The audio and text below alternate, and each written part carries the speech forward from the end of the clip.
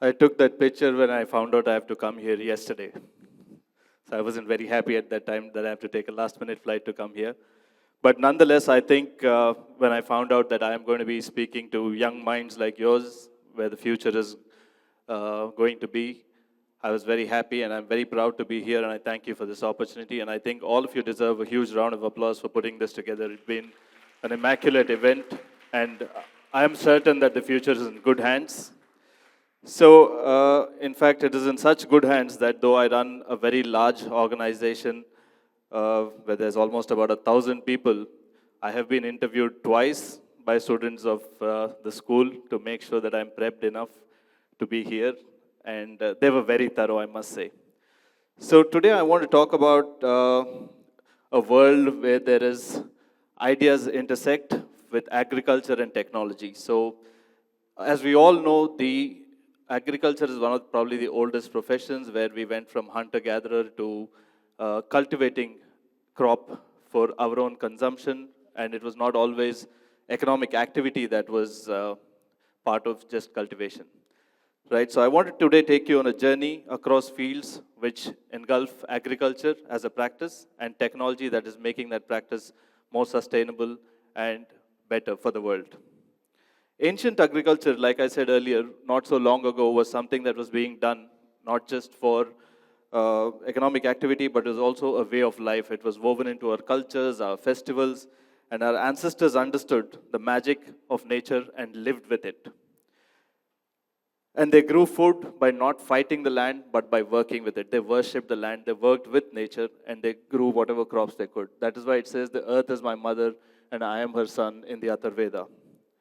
Think about it. They treated the soil not as a resource to exploit it, but they've thought of it as a living mother to protect. That is how they treated the soil. That is how they cultivated crops early on. They mastered the art of rainwater harvesting. They built step wells. They understood what cropping cycles are. They understood crop rotation. There were natural pest control methods. They did all of these before they became buzzwords that we use today, or probably not even words that were there for these things. Now, in the changing world, the challenges that we have is exponential growth of population coupled with urbanization, industrialization, depletion of resources that's made traditional farming very difficult to feed the needs of current society, right? Today we eat not just to feed our hunger, we eat for Instagram because I want to post a burger that somebody has shown me on my social media feed. We eat for luxury.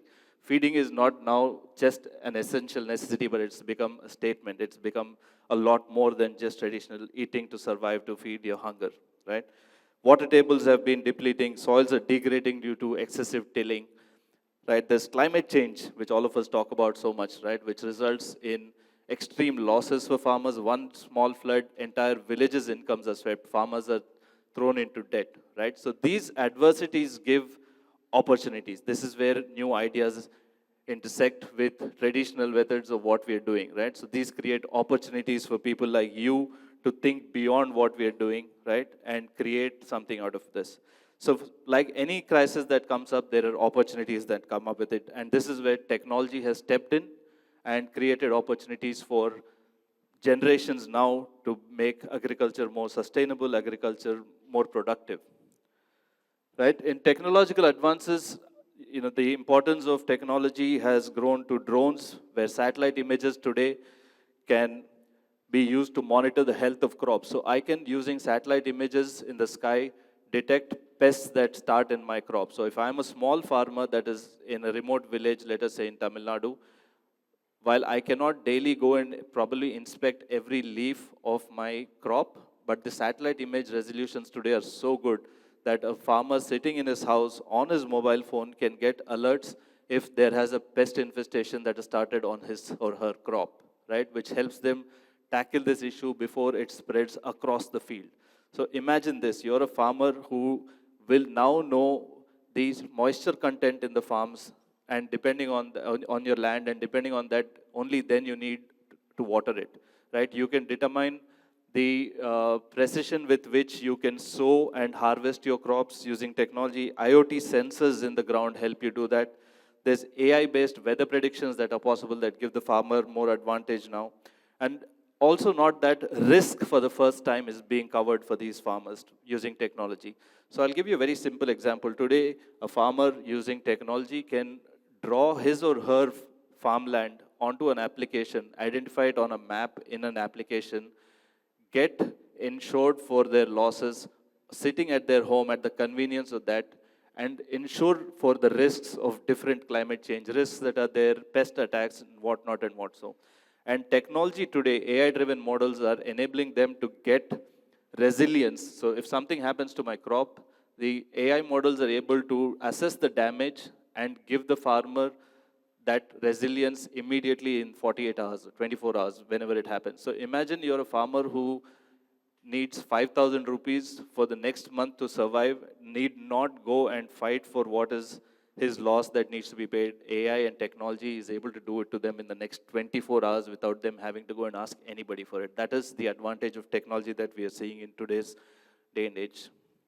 Right? So there are some pioneers also in India that have started using technology at a state level. Traditionally, Rajasthan, which is considered a very dry state, all of you must have heard Rajasthan is a desert state where there's a lot of crisis in terms of water usage.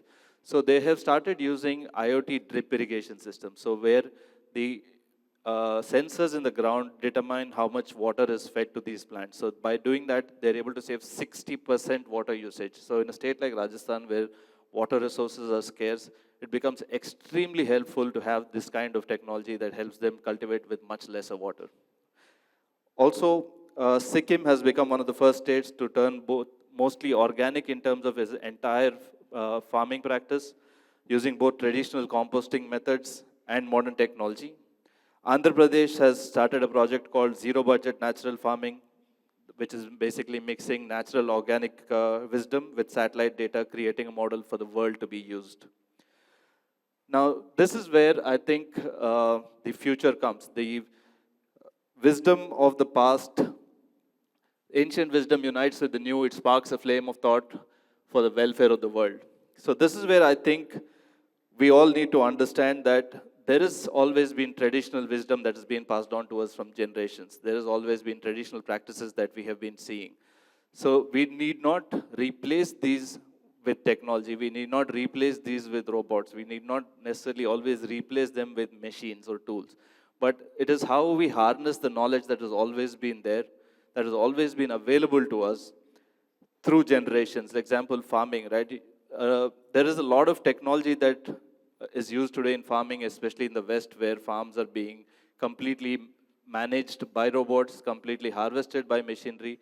But that also comes with traditional knowledge of what farming is, what crop needs to be sown, what is best suited for this weather. No amount of technology can replace the knowledge that a farmer has. So when we work with farmers on the ground, no matter with how much precision weather-based data that we go, the farmer always knows better than us as to how it's going to impact his or her farmland, right? So this is where I think young minds like yours should work towards assessing not just a problem, which is agriculture and food production, but many such problems that exist in our world today that can become better with the use of technology. We need not reshape the whole thing, but how can technology help, intervention of technology help in making things easier, making things more effective, efficient, and sustainable, right? Sustainability is a very key word that all of us know that is important for the generations to come, that is your generation. I think our generation and the generations before us have done enough damage, so I think you need to now put in more effort to use technology to make these things possible.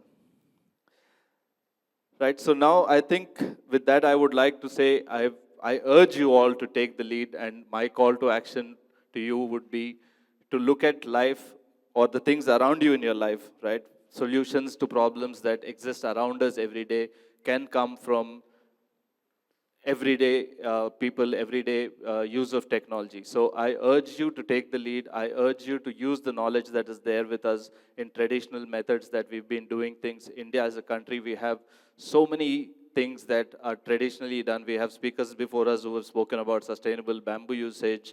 Ma'am has spoken about how art forms are helping people get better at what they're doing. So how do we get these things out to more people? How do we reach more people? How do we use technology to be the gap bridge, right? So I urge you all to take that lead, to think towards how we can bridge this gap using technology and be the change that is possible with you. Thank you all for this opportunity, and I thank you for inviting me here today.